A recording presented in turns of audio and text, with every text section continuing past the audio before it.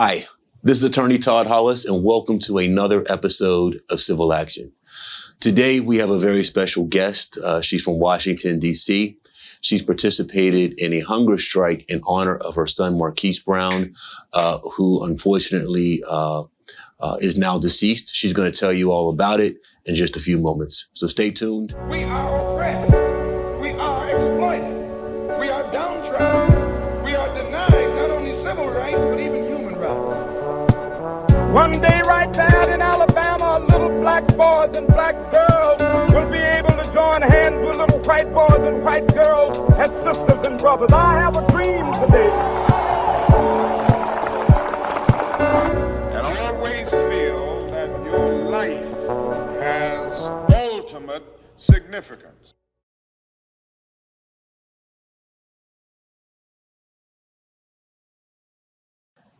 Hi, Miss Brown. How are you? I'm fine. How are you? I'm so humbled and appreciative of the fact that you have chosen to be a guest on my show. I don't want to, spend too much time, talking about a lot of supplemental details, but, why don't you begin by just introducing yourself and telling us who you are and why you came to Pittsburgh most recently. Yeah. I hate that I had to come to Pittsburgh under the circumstances that brought me to Pittsburgh, which was my son was a college student at Duquesne University.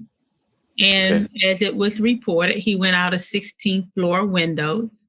And he went out of 16th floor windows in front of 4 Duquesne personnel. 3 of them were law enforcement, and 1 of them was a personnel. And as I previously reported in the news, it didn't make sense to me. And I needed answers because I had just spoke to my son. He was 20. He had just turned 21. It was his birthday. And he was 21 for 24 hours. And he had just, asked me for money for a haircut and anticipating homecoming that weekend. Okay. So he was very excited about it. So how we get to me cash apping him for a haircut to him going out of 16th floor windows was very disturbing for me. And I tried to allow the natural system of, attorneys and, the natural legal progression. I didn't feel like I was getting anywhere. And I felt here in Washington, D.C., I was suffocating. So I needed to get answers. And with my background in law enforcement, having a master's in counseling and psychology, having work, in intelligence, I had more than enough information to make an independent discernment outside of my grief to what happened to my child. So, what brought the university officials to your son initially? At least, what were you told? And as I've, and I have to say this because of the legal matter I'm in, not to speak directly about the case. However, I can speak on information already reported. And so my son was acting erratically.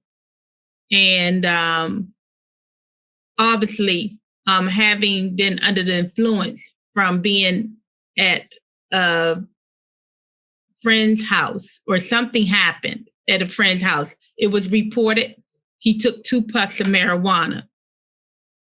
And we know marijuana does not do that.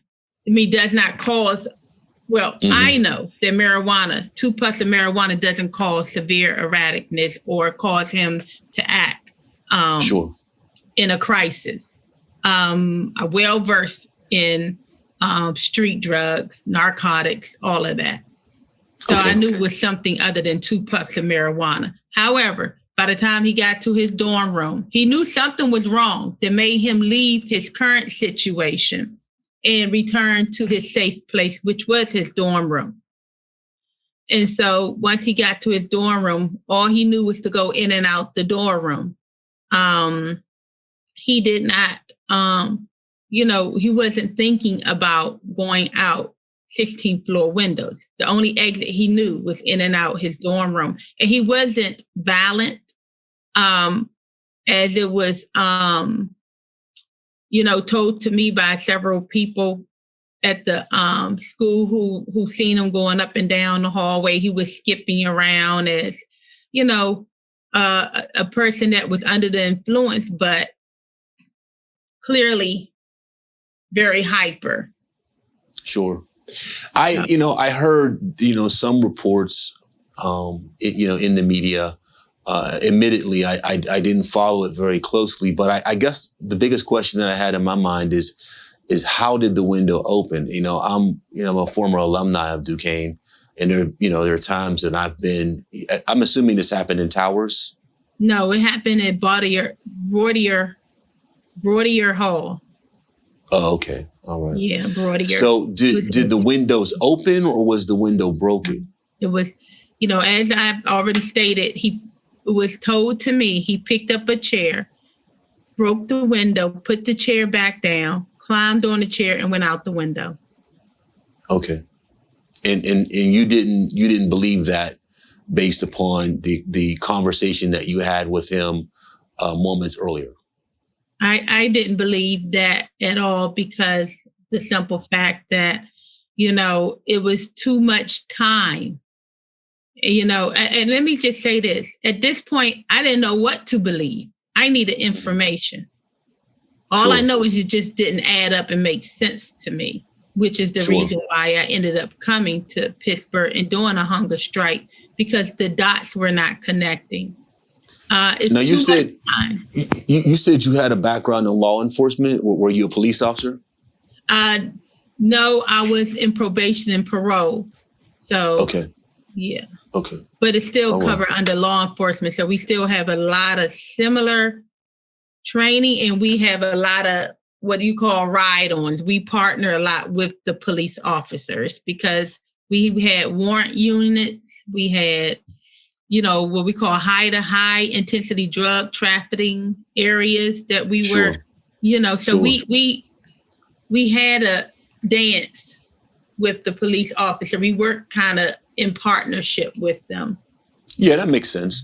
So you believe that, based on the communication that you were receiving back from the university and obviously in coordination with your understanding of how drugs affect, individuals, you didn't think that any of that made any sense to you? It didn't make sense. And I think for most America, 2+ of marijuana doesn't make sense when you look at what has transpired and what has transpired was blamed on, or stated it was drugs in the system. Understood. So that then led you to deciding that you needed to do something more than what you had been doing.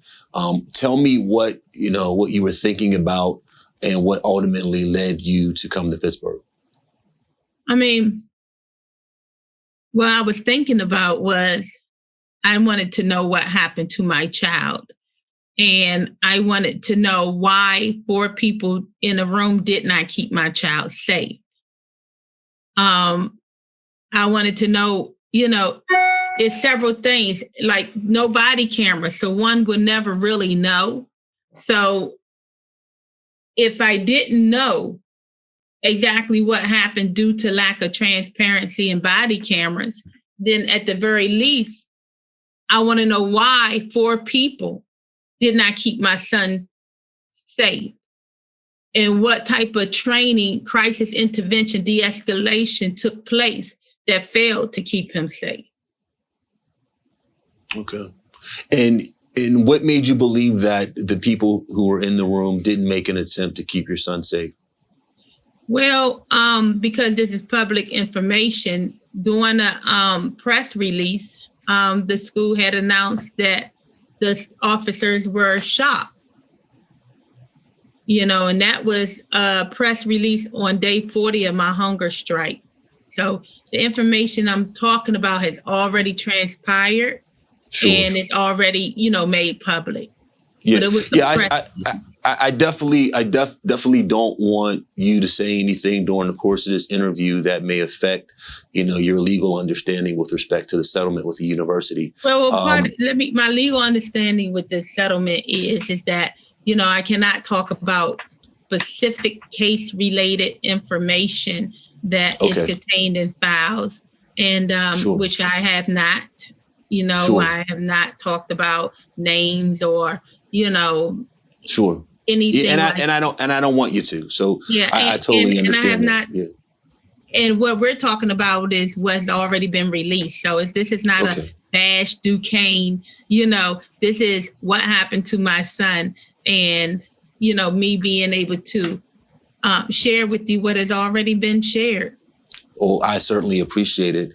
Let's talk about your hunger strike. What made you decide that you needed to come to Pittsburgh, and that when you came to Pittsburgh, you needed to do a hunger strike? Let's talk about your experiences during the course of that. Was it, how many days did you participate in the hunger strike? 237 days, and it ended with me being hospitalized. But what got me to Pittsburgh was I knew I had to do something.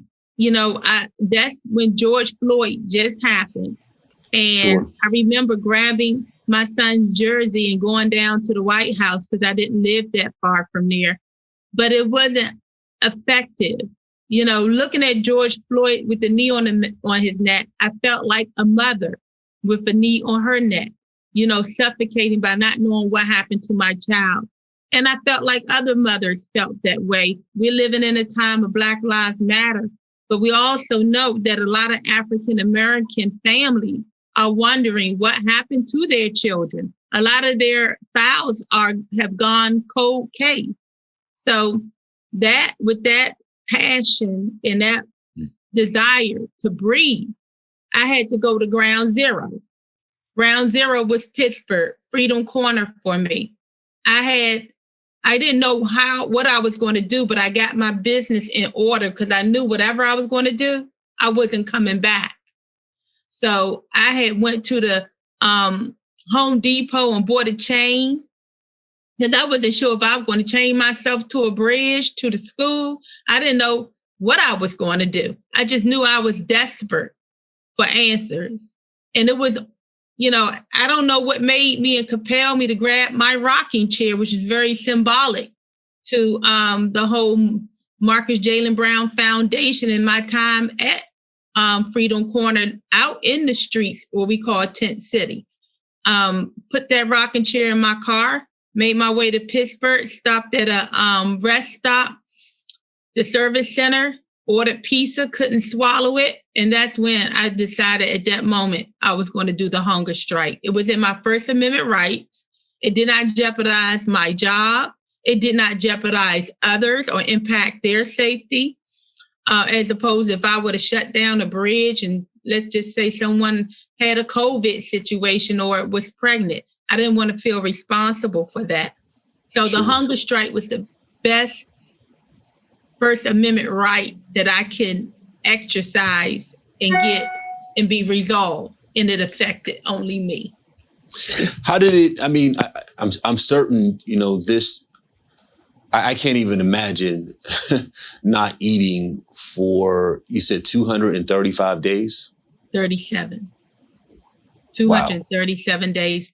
I sustained myself off of high fructose drinks, sugary drinks, Starbucks, and also drinks like soda that had high salt content and Gatorade, like electrolytes. I did not have any life-sustaining food or drinks. No smoothies, no fruit smoothies, no Ensure, no, what's some of the other ones? A protein drink, veggie drinks. I didn't have any of that. So basically, whereas if I only did water, I would have been like Gandhi and had to stop either at day 25, which he did, or 24, or I would have succumbed to my hunger strike.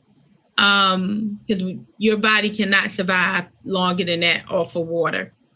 So like Aram, who is the longest one, she survived because she had a nasal drip. She was forced to wear a nasal drip in India. Now hers contained electrolytes, sugar, and salt. What I did, which I wouldn't have been able to last as long as she did, but it prolonged my hunger strike, is to sustain my body on salt and sugar. But I had tremendous side effects from that, which landed me in the hospital in grave condition. What were some of your side effects? Well, I had started having migraines, but they were increasing. Vertigo. They were there, but the longer my body was malnutrition, the vertigo became almost daily. Whereas I can get in the bed and it felt like the bed was given away. If I laid on the floor, it felt like the floor was given away. It made it very difficult for me to drive because I was dizzy all the time and I would walk around holding my head. Also, I had seizures and I passed out several times. Passed out during the summer. We was doing an action at Duquesne, passed out right before it landed me in the hospital. Tremendous. And made history. No other mother, which it shows how disrespected, Black women voices are and how muted we are. Because if you look up any other hunger strike, Solange, the young lady I just mentioned, in they have made national attention. They have been stamped. Their movement has been recognized and stamped in history. You don't know of an African American mother or woman, period, or African American or woman here in the United States. The only people I don't compare myself to is those who are incarcerated, because I believe they are the true unsung heroes of hunger strike. But they don't keep records, and it's hard to compare yourself to them. Understood. But, yeah, I'm the longest, and I've broken all types of records, but yet the world don't know me. I'm sure they do now. Do you feel as if Marquis's legacy was carried or supported by you as a result of all the things that you went through with the hunger strike and ultimately reaching an agreement with the university? Let me tell you, Jaylen was an awesome kid. And I'm not just saying that because I'm his mom. He was well raised in the best private schools. He went to DeMatha Catholic High School. Anyone who knows DeMatha Catholic High School knows that this school is not only a scholarship, excellent academic school, but it's also a feeder school into sports like NBA, NFL. It's known throughout the world. So he went to this school. He was well traveled. My son went outside of the United States, and he was jovial. Never complained about suicide. Doesn't have a history of drug use. Played football. Was always concerned about getting tested and don't want to, wanted playtime. Don't want to be sat out because he had a positive test or anything like that. So that sounds about right for him to just take 2 puffs of marijuana, because he didn't want to indulge, knowing that homecoming was coming. He had his brother and his friends coming. He was excited. Sure. He was excited. So he was an awesome kid. His legacy, let me tell you, when I passed out and I was in the hospital, the moment I got to the hospital and I guess they put whatever happened, I went unconscious. And Jaylen came to me, and, I remember reaching for his hand, and he pushes my hand back, and my body falls into the arms of my son who is here, my son who is still living here, my oldest son. I have 2 boys. And that's when I knew it was time and that the foundation needed me, because I felt him say to me, "Mom, it's not your time yet." And I woke up from that saying to myself, it's not my time yet, because the Marquis Jaylen Brown Foundation, even though I put everything in place, still needed my voice, still needed my energy, and still needed my fight. Amen. Tell me about the foundation. What is the essence of the foundation, and how can others who want to support you find you or assist in promoting the foundation? Well, Todd, out of trauma, triumph. The Marquis Jaylen Brown Foundation champions behind mothers. We hear their tears. We want to be there when a tragic situation happens and they're trying to get the police report, and the police report is the police precinct or that organization saying we're not giving it or releasing it until 6, 7, 8, 9 months later. We're saying, no, we want to stand in solidarity with that mother, to put pressure, to find out, she has the right to conduct an independent investigation. Remember, there was 3 demands in my hunger strike: independent investigation, body cameras, crisis de-escalation, mental health, counseling of trained officers. Doesn't matter. If you're a campus police officer, you carry weapons, you need to have a body camera. You're dealing with adult children. And situations that happen in the streets can happen at the collegiate civilization, which we know a lot of things happen behind these private school and public school walls that never get to the attention of the general public, but there's still injustices. So we're saying to the mother, we hear your tears, we hear your cries. You have a right to an independent investigation, whether something happened to your child at college or in the streets. As a family, you have a right to investigate and find out what happened to your child. And because it's taxpayers' dollars, or because parents pay money to these institutions, $60,000 and $70,000 a year, they should work with the mother. I say mother, I'm talking about parents, but I say mother because I'm a mom. But I'm also speaking in solidarity with parents and families. They should have a right to do that.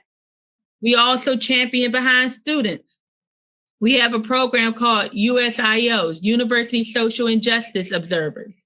We want USIOs, which are students, which are administrators, workers, collegiate communities, families, the school itself. We want them to work with the Marquis Jaylen Brown Foundation and be social injustice observers. The benefit that a school has with working with the Marquis Jaylen Brown Foundation is that collectively, if that student feel like they cannot safely or comfortably report an incident for fear of retaliation or fear of scholarships, position on the field, fear of grad school applications, wherever it is, grades in classroom, whatever it is, the school can then offer and say also to that student, if you can't come through the, chain of command or the protocols that we have in place for your safety, there is another organization that we work closely with. And this organization in us will do everything we can to protect you, the student. Even if you want to stay anonymous, we'll go to that school and we'll represent you and we'll get whatever is needed. First we want to follow the school's protocols. We want to work with the school and make sure that student feels comfortable going through the school process. But if they can't, and that social injustice continues, then they have to contend with us and our partners. All right. So how can anybody who wants to support your organization, how can they find you and how can they make a donation? Well, go to the mjbfoundation.net. No S on foundation. mjbfoundation.net. On our website, they can sign up to be a USIO. That is our flagship program. We have other programs in the work, but our main goal and attention and focus right now is pushing the USIOs on every college, university, and getting our name out there. We need donations. We have already applied for our 501c3 program. We are currently under the fiduciary responsibility of UJMA, but we are able to operate. We have our board in place. We're just getting it formally organized and recognized by the state. So once that happens, but we're still applying. We applied for our first grant. You know of any grants, any endowments, any donations, contact me directly. Go through the Marquis Jaylen Brown Foundation website on Facebook or Instagram or Twitter, or mjbfoundation.net, which is our website. This is certainly the last thing that any parent would want to hear, is to get that phone call that you received. So, truly from the bottom of my heart, I wanted to offer my condolences to you and your family. And I want to thank you so very much for taking time out of your busy day to speak with us. Your comments and your experiences were certainly heartfelt. I'm told that you got a tremendous amount of support from the residents of the city of Pittsburgh, and prayerfully, that you got great legal help, I'm told, through Attorney Jubis, and a great result. So, again, thank you so much, Ms. Brown. Folks, if you're interested in assisting Ms. Brown's foundation, please don't hesitate, to contact her at the information that she's already provided. And if you like this show and you want to see others, please don't hesitate to hit that like button and subscribe to my YouTube channel. For now, this is all. I want to say again, thank you again, Mrs. Brown. And again, this is Todd Jonathan Hollis from Todd J Hollis Law. Fighting for you is what we do. Thank you. We have to go to the root. We have to go to the cause. Dealing with the condition itself is not enough. And it is because of our effort toward getting straight to the root that people oftentimes think